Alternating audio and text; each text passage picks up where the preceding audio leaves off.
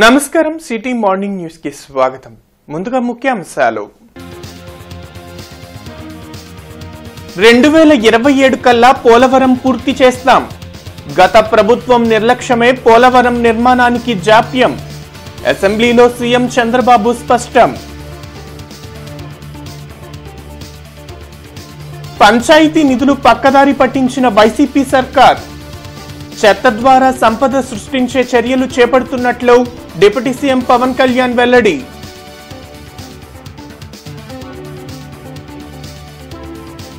NTR stadium అభివృద్ధికి త్వరలో చర్యలు చేపడతాం. త్వరలో నూతన పాలక వర్గాన్ని ఏర్పాటు చేస్తామన్న ఎమ్మెల్యే గళ్ళా మాధవి.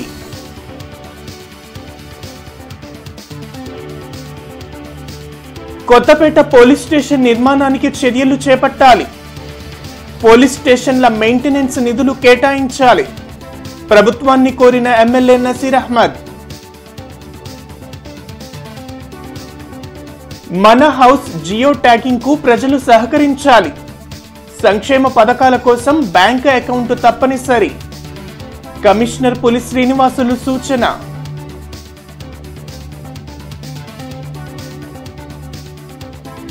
ఆరోగ్యశ్రీని కూటమి ప్రభుత్వం నిర్లక్ష్యం చేస్తోంది. మాజీ మంత్రి విడుదల రజని ఆరోపణ.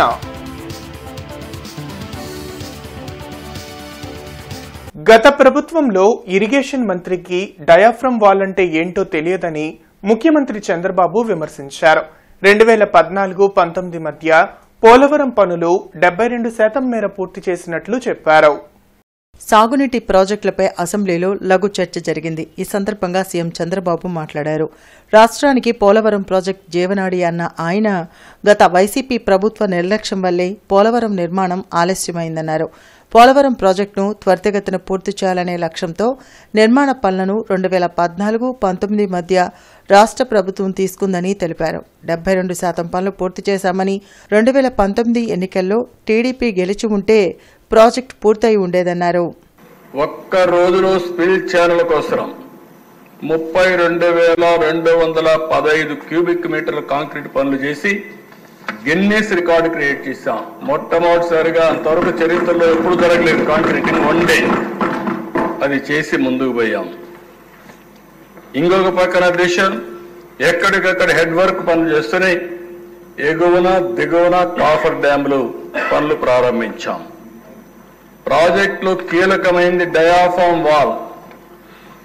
ఆనాటి ఇరిగేషన్ శాఖ మంత్రులు పాపం, నేను ఆ పేరు చెప్పడం నాకు ఇష్టం లేదు కానీ డయాఫామ్ ఎక్కడుందో కనపడలేదు అంటున్నాడు. అంటే అన్ని ప్రాజెక్టులు డయాఫామ్ వాల్ ఉంటుందంటాడు. అంటే సబ్జెక్టు తెలుసు, అందరికీ తెలియాలని లేదే దిశ, కానీ నేర్చుకోవాలనే ధ్యాస ఉండాలి. ఆ ధ్యాస లేకుండా పోవడం దౌర్భాగ్యం అని చెప్పి కూడా నేను మీకు తెలియజేస్తున్నా. అన్ని ఇది చేశాం కాబట్టి 72% పూర్తయింది. అదే ఆనాడు 2019లో తెలుగుదేశం పార్టీ కొనసాగి ఉన్నట్లయితే 2020-21కి పోలవరం పూర్తయి జాతికి అంకితమయ్యేది.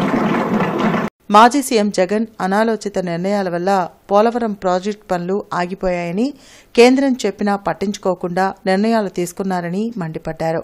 ఒక వ్యక్తి దుర్మార్గపు ఆలోచనలు రాష్ట్రానికి శాపంగా మారాయని తెలిపారు. 2027 కల్లా పోలవరాన్ని పూర్తి చేయడమే తమ లక్ష్యమని చంద్రబాబు స్పష్టం చేశారు. అంటే అవగాహన రాహిత్యం, మూర్ఖత్వం, చేతగానితనం, అదే మరి విధ్వంసం. ఏదో జరిగిపోయిందని కావాలని దాన్ని అడ్డం పెట్టుకుని ఒక ప్రాజెక్ట్ని నాశనం చేసే పరిస్థితి వచ్చే దిశ. 15 నెలల్లో ఆ సైట్లో ఎవరూ లేకుండా చేసే పరిస్థితికి వచ్చారు. 19-20 అక్టోబర్ వరకు ప్రాజెక్టుకు ఎవ్వరూ పెద్ద దిక్కు లేదు. ఎవ్వరూ లేకపోతే 20లో పెద్ద ఎత్తున ఆగస్టు అక్టోబర్లో పెద్ద వరదలు వచ్చాయి. ఆ వరదలన్నీ కూడా డయాఫామ్ వాల్ పైన వెళ్ళాయి. దాంతో పూర్తిగా డయాఫామ్ వాల్ దెబ్బతినిందని నిర్ణయించలేకపోయారు. పైన ఏమి కనపడదో చేసే వీళ్ళకు దెబ్బతిని కింద తినింది. దాన్ని కనపడకపోతే వీళ్ళంతా కూడా ఇది చేస్తే కడాన వీళ్ళ యొక్క అసమర్థత, అవగాహన రాహిత్యం, అవినీతి, కుట్రతో కూడినట్టే ఆలోచన విధానం వల్ల మొత్తం 5 ఏళ్లు మనం కష్టపడిందంతా కూడా సర్వనాశనం అయిపోయింది అధ్యక్ష. గత ప్రభుత్వం అన్ని వ్యవస్థలను నాశనం చేసిందని డిప్యూటీ సీఎం పవన్ కళ్యాణ్ విమర్శించారు. శాసన మండలిలో ఎమ్మెల్సీలు అడిగిన ప్రశ్నలకు డిప్యూటీ సీఎం పవన్ కళ్యాణ్ సమాధానమిచ్చారు. పంచాయతీలకు కేంద్రం కేటాయించిన నిధులను పక్కదారి పట్టించడం వల్ల ఇప్పుడు బ్లీచింగ్ కొనేందుకు కూడా డబ్బులు లేని పరిస్థితి ఏర్పడిందన్నారు. గ్రామ పంచాయతీల్లో డంపింగ్ యార్డులను ఏర్పాటు చేసి చెత్త ద్వారా సంపదను సృష్టించేందుకు చర్యలు తీసుకోనున్నట్లు డిప్యూటీ సీఎం వివరించారు. గత వైసీపీ ప్రభుత్వం పంచాయతీలు, సచివాలయాలకు రంగులు వేసేందుకే 101 కోట్లను ఖర్చు చేసిందని మండలిలో వెల్లడించారు. ఇప్పుడు మల్టీగ్రేడ్ వాటర్ స్కీమ్ లాగా అసలు మొత్తం మండల్ హెడ్ క్వార్టర్స్ గా ఉండి మెయిన్ ఈ డంపింగ్ యార్డ్స్ కి సంబంధించి ప్రతి గ్రామం నుండి ప్రత్యేకంగా కొన్ని బండ్లు పెట్టి చెత్తను సేకరణ, ఎందుకంటే కొన్నిసార్లు కొన్ని గ్రామాల్లో స్థలాల సేకరణ కొంచెం కష్టంగా ఉంది. ఎందుకంటే కనీసం స్కూల్స్ కూడా సెంటు భూమి లేని గ్రామ పంచాయతీలు ఉన్నాయి అధ్యక్ష. అందుకని ప్రత్యేకించి మేము ఆలోచిస్తుంది ఏంటంటే ప్రతి ఒక 10-12 గ్రామాలని ఒక ఉమ్మడిగా తీసుకొని వాటికి సంబంధించి ఒక కామన్ డంపింగ్ యార్డ్ని తీసుకొని ప్రతిపాదన చేస్తున్నాం అధ్యక్ష. 2019-24 పంచాయతీ భవనాలకు గ్రామ సచివాలయాలకు మాత్రమే రంగులు వేయడానికి 101.81 కోట్ల మొత్తాన్ని ఖర్చు చేయడం జరిగింది అధ్యక్ష. రంగులు వేయడానికి ఖర్చు చేసిన మొత్తంలో 49.8 కోట్ల మొత్తాన్ని పెయింటింగ్ వేయడానికి, 52.73 కోట్ల మొత్తాన్ని భవనాలకు ఉన్న పెయింట్ని తొలగించి మళ్ళీ తిరిగి రంగులు వేయడానికి ఖర్చు జరిగింది. 2019-24 కాలంలో పంచాయతీ భవనాలు మరియు ఇతర కార్యాలయాలకు రంగులు వేయడం సుమారు 4,800 కోట్లు ఖర్చు చేశారన్న విషయం వాస్తవమేనా? ఇది కేవలం గ్రామ సచివాలయాలకు జరిగిన ఖర్చు అధ్యక్ష. మిగతా వాటికి అది సంబంధిత శాఖలు ఇవన్నీ కూర్చొని చేయాలి. గంజాయి అక్రమ రవాణాను అడ్డుకుని నిందితులను కఠినంగా శిక్షించాలని ఎమ్మెల్యే నసీర్ అన్నారు. అసెంబ్లీ 0 అవర్లో ఎమ్మెల్యే నసీర్ అహ్మద్ మాట్లాడారు. కొత్తపేట పోలీస్ స్టేషన్ నిర్మాణాన్ని గత ప్రభుత్వం చేయలేదని, ప్రజా ప్రభుత్వం ఇప్పుడైనా బోడల్ పోలీస్ స్టేషన్ నిర్మాణాన్ని చేపట్టాలని కోరారు. అలాగే పోలీస్ స్టేషన్లో నిర్వహణ ఖర్చులను పెంచాలన్నారు. కొత్తగా గుంటూరు తూర్పు నియోజకవర్గంలో కొత్తపేట పోలీస్ స్టేషన్ 2016లో ఆ పోలీస్ స్టేషన్ ని డెమాలిష్ చేయడం జరిగింది. కానీ ఇప్పటి వరకు ఒక ఇటుకరాయి కూడా గత ప్రభుత్వంలో పేర్చలేకపోయారు. ఈ రోజు ఈ సభ ద్వారా గౌరవ హోంమంత్రి గారికి అలాగే ముఖ్యమంత్రి గారికి వెంటనే కొత్తపేట పోలీస్ స్టేషన్ నిర్మాణాన్ని చేపట్టాలని, విచ్చలవిడిగా ఈ రోజు కాలేజీల దగ్గర, స్కూల్స్ దగ్గర, టీ బంకుల దగ్గర కూడా గంజాయి విక్రయిస్తున్నటువంటి పరిస్థితి ఉన్నాయి. కాబట్టి దీని మీద డిపార్ట్మెంట్ సంబంధించినటువంటి సిఐడి విభాగంతో పాటు అన్ని విభాగాలకు కూడా దీని మీద శ్రద్ధ వహించాలి. ఎన్టీఆర్ స్టేడియం అభివృద్ధికి అన్ని చర్యలు తీసుకుంటామని ఎమ్మెల్యే గళ్లా మాధవి తెలిపారు. ఎన్టీఆర్ స్టేడియం అభివృద్ధిపై కమిషనర్, స్థానిక టీడీపీ నాయకులు, వాకర్స్తో ఎమ్మెల్యే గల్లా మాధవి సమావేశం నిర్వహించారు. స్టేడియం నిర్వహణలో లోటుపాట్లు, అభివృద్ధికి తీసుకోవాల్సిన చర్యలపై సలహాలు తీసుకున్నారు.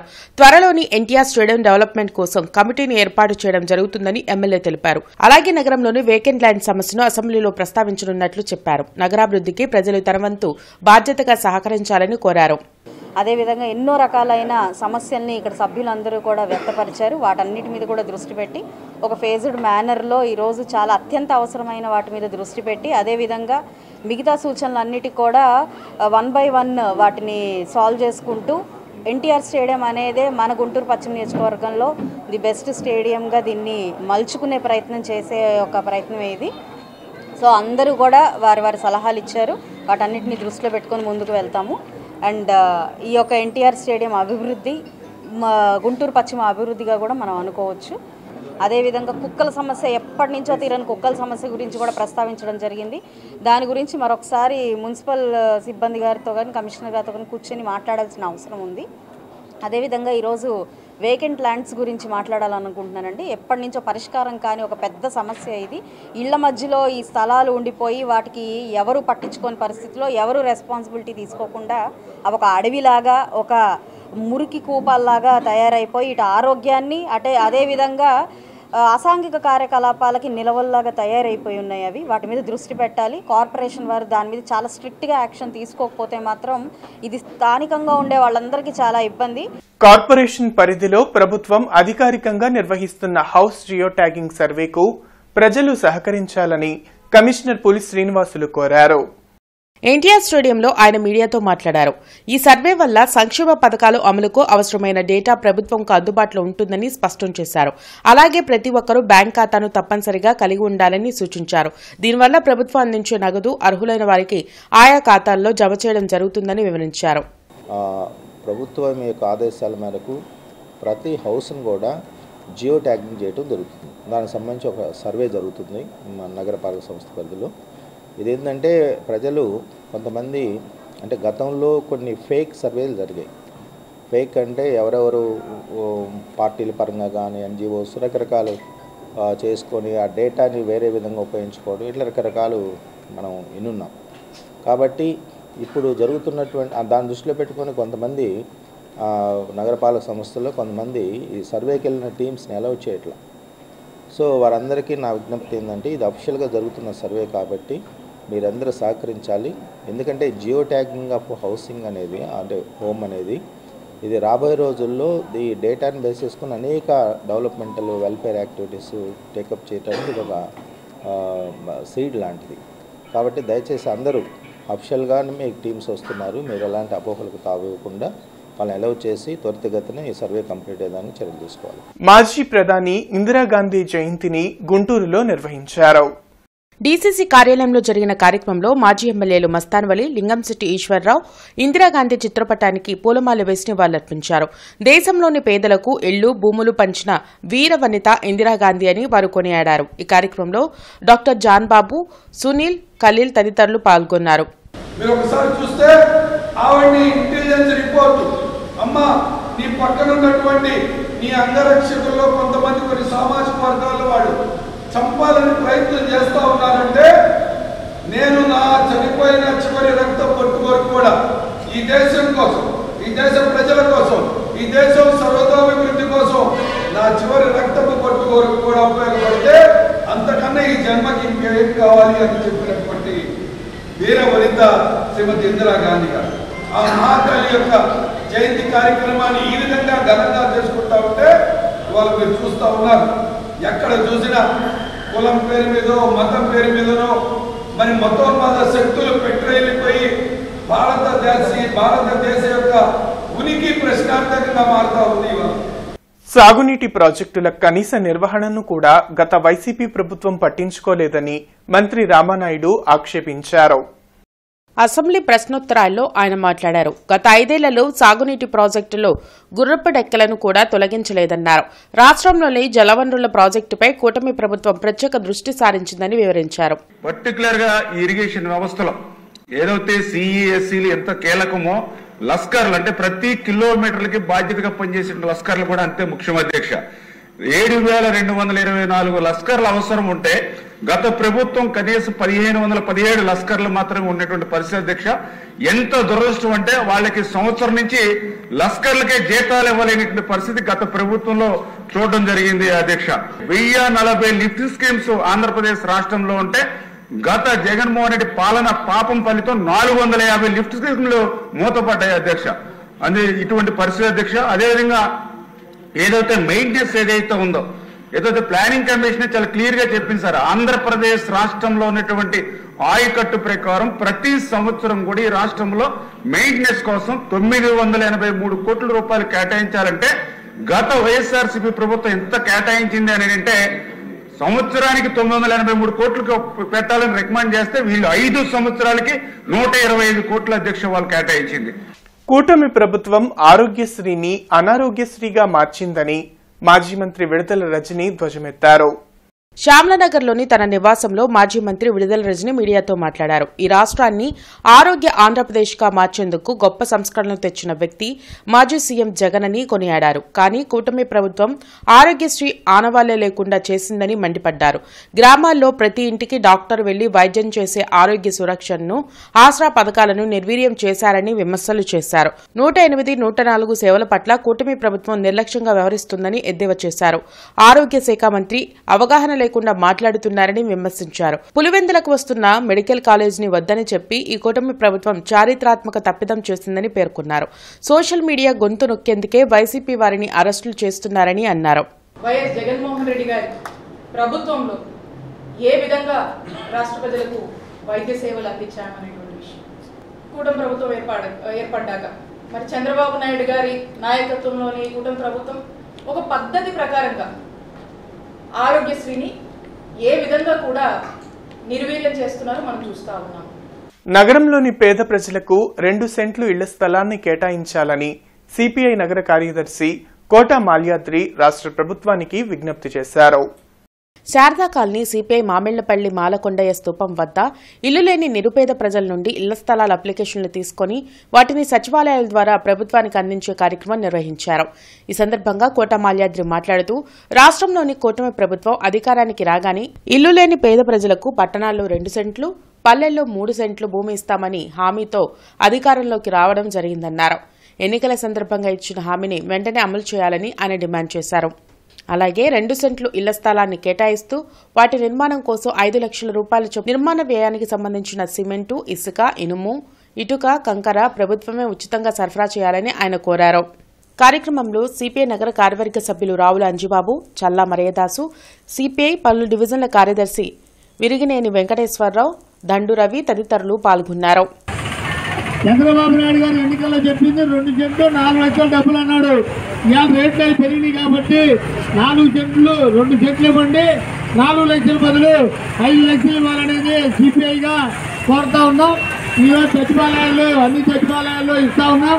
ఇచ్చిన తర్వాత మళ్ళా ఇంకొక అక్కడ సచివాలయం ఇక్కడ సచివాలయం అన్ని ఇచ్చిన తర్వాత ఇచ్చిన ఫోటో స్టార్ట్ మాత్రం ఇంకొక డేట్ అనుకొని తెలియజేస్తాం. ఆ రోజు కలెక్టర్ గారి దృష్టిలో కూడా ఇస్తాం. మేము ఇవన్నీ కూడా రాసుకొని అది మళ్ళీ ముఖ్యమంత్రి గారి దృష్టి కూడా తీసుకెళ్తాం. ఇవన్నీ అర్థం చేసుకోవాల్సిందిగా కోరుతూ మరి సిపిఐ ఆధ్వర్యంలో జరిగే ఈ కార్యక్రమంలో అందరూ కూడా పాల్గొనేందుకు ధన్యవాదాలు తెలియజేస్తూ మరి ఇక్కడ డిఆర్ఎం కప్ పోటీలను నవంబర్ 22 నుంచి నిర్వహించనున్నట్లు Guntur railway division manager Ramakrishna తెలిపారు. క్రికెట్, బ్యాడ్మింటన్, వాలీబాల్, బాస్కెట్బాల్ క్రీడల్లో ఈ పోటీలు జరుగుతాయని రామకృష్ణ తెలిపారు. రైల్వే శాఖ అధికారులతో పాటు రైల్వేకు అనుబంధమైన సంస్థలు ఈ పోటీల్లో పాల్గొంటాయని వివరించారు. క్రీడా స్ఫూర్తిని పెంపొందించేందుకు ఈ పోటీలు దోహదపడతాయని చెప్పారు. పోటీల్లో విజేతలకు నగదు బహుమతులు అందించనున్నట్లు ప్రకటించారు. ఇప్పటి వరకు క్రికెట్కి 16 టీమ్స్ రిజిస్టర్ చేసి ఇది పాల్గొనడం జరుగుతుంది. సో లాస్ట్ ఇయర్ 12 టీమ్స్ వచ్చారు. అలాగే బ్యాడ్మింటన్ లాస్ట్ టైం 32 టీమ్స్, ఇప్పుడు 48 టీమ్స్ రిజిస్టర్ అయ్యారు. వాలీబాల్ లాస్ట్ ఇయర్ 12, ఈసారి 16 టీమ్స్ వస్తున్నారు. అండ్ బాస్కెట్బాల్ ఇప్పుడు న్యూలీ ఇంట్రడ్యూస్డ్.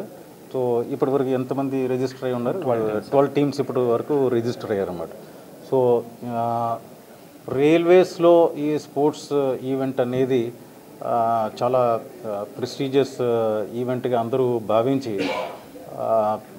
చాలా ఉత్సాహంగా పార్టిసిపేట్ చేస్తున్నందుకు నాకు చాలా సంతోషంగా ఉంది. అండ్ రైల్వేస్ గుంటూరు డివిజన్ అనేది చాలా is feeling very proud to organise this event. Potturu Varithota, Guntur Varithota, Mayabazar ఏరియాలలో సైడ్ డ్రైన్స్ ను డిప్యూటీ మేయర్ షేక్ సజీలా పరిశీలించారు. రోడ్లు మరియు సైడ్ డ్రైన్స్ కాలువలకు 50 లక్షలతో నిర్మాణం జరుగుతుందని డిప్యూటీ మేయర్ తెలిపారు. వీటిని పరిశీలించి క్వాలిటీ మెయింటైన్ చేయాలని అధికారులను కోరారు. ఇంకో 50 లక్షలతో మాయాబజార్ రోడ్ నిర్మాణానికి శాంక్షన్ చేయడం జరిగిందన్నారు. దీనికి తగిన పనులను త్వరగా జరపాలని డిప్యూటీ మేయర్ అధికారులను ఆదేశించారు. 7వ డివిజన్లోని జరుగుతున్న పనులను పరిశీలించి జరగాల్సిన పనులను త్వరగా పూర్తి చేయాలని డిప్యూటీ మేయర్ అధికారులను ఆదేశించారు.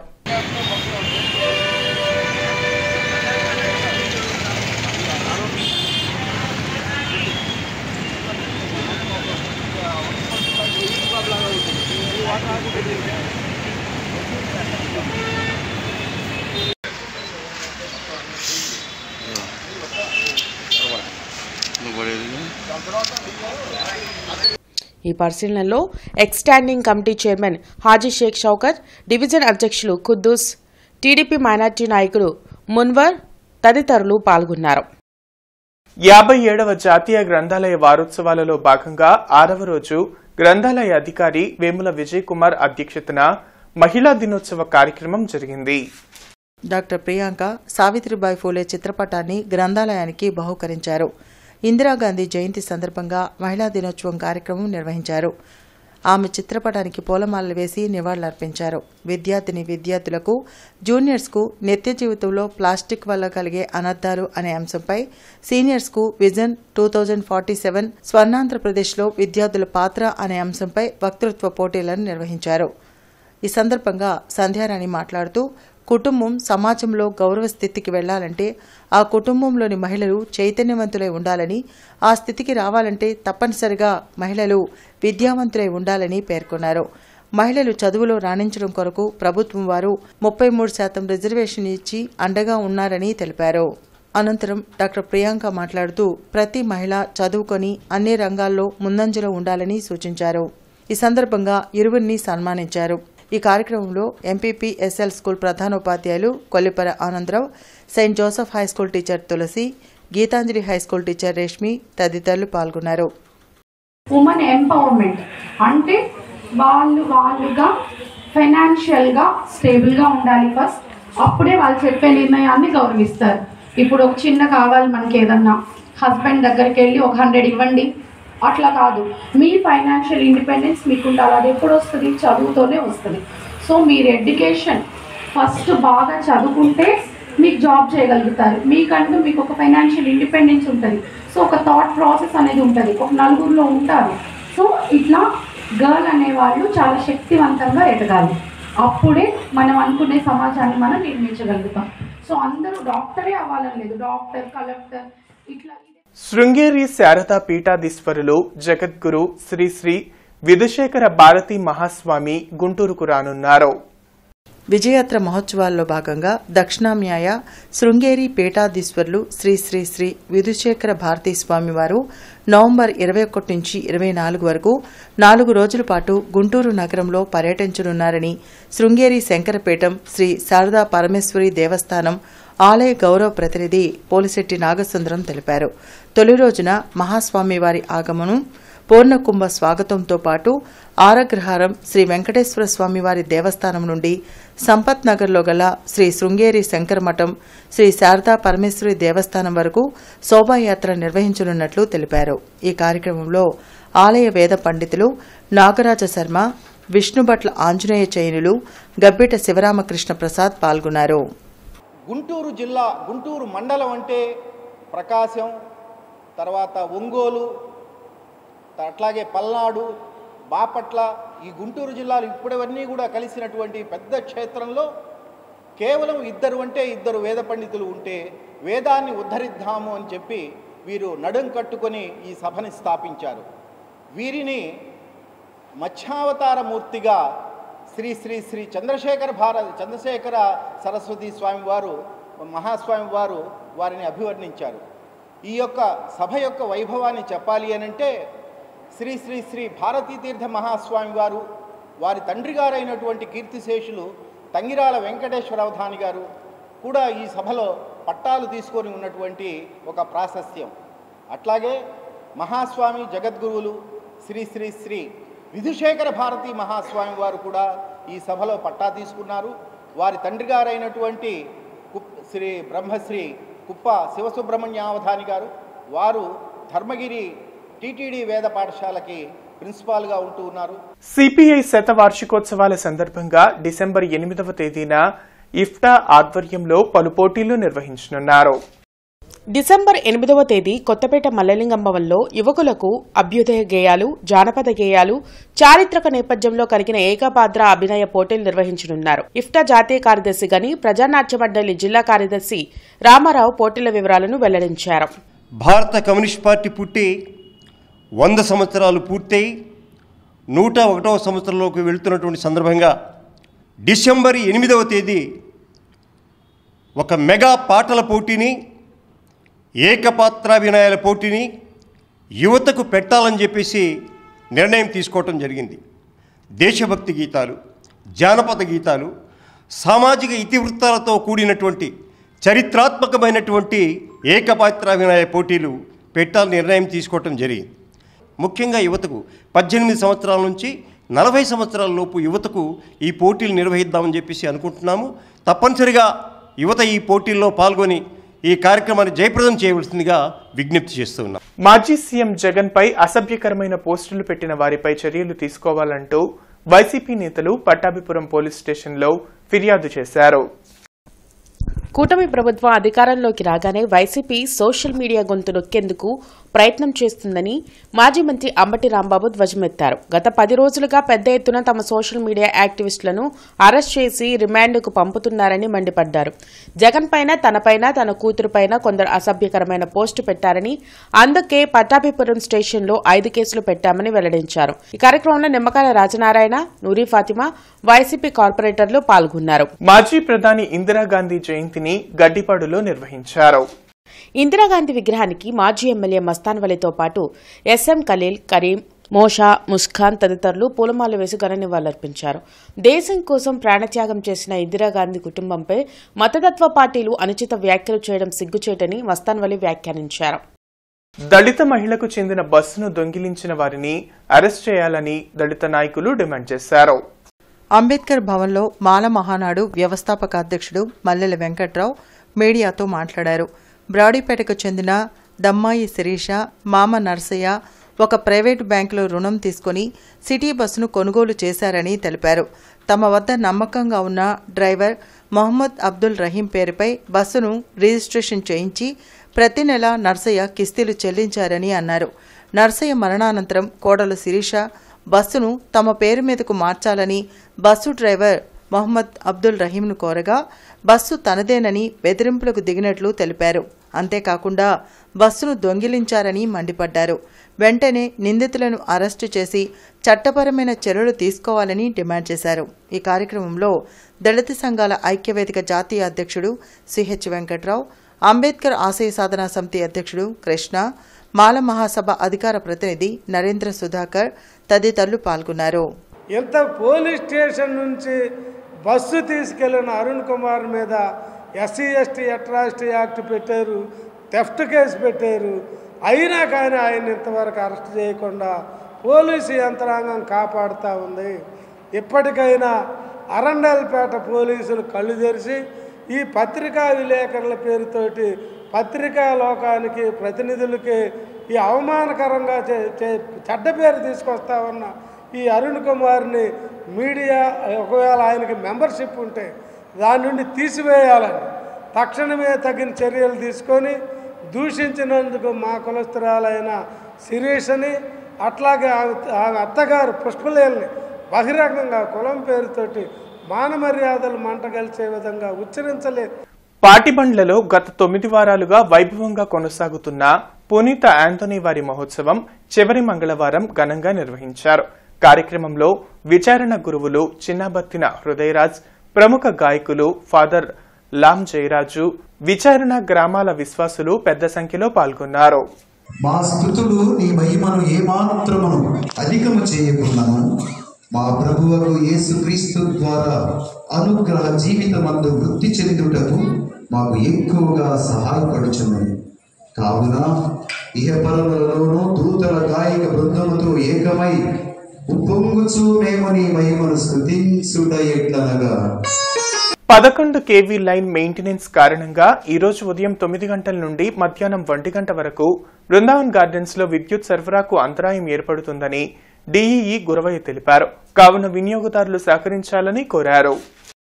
బోయపాటి వెంకట సుబ్బయ్య 8వ వర్ధంతి సందర్భంగా BVS foundation chairman Boyapati Srikanth ఆధ్వర్యంలో నగరంలో రోడ్డు పక్కన నివసిస్తున్న 100 మంది అభాగ్యులకు దుప్పట్లు పంపిణీ చేశారు. గుంటూరు వాసవి కనిగా పరమేశ్వరి అమ్మవారి ఆలయం దగ్గర 200 మందికి అన్నదానం చేశారు. ఈ కార్యక్రమంలో ఫౌండేషన్ ఉపాధ్యక్షుడు బోయపాటి వెంకట శివ షర్విన్ మరియు ట్రస్ట్ సెక్రటరీ బోయపాటి అరుంధతి మరియు ఎస్ఎన్విఎస్ ప్రసాద్ తదితరులు పాల్గొన్నారు.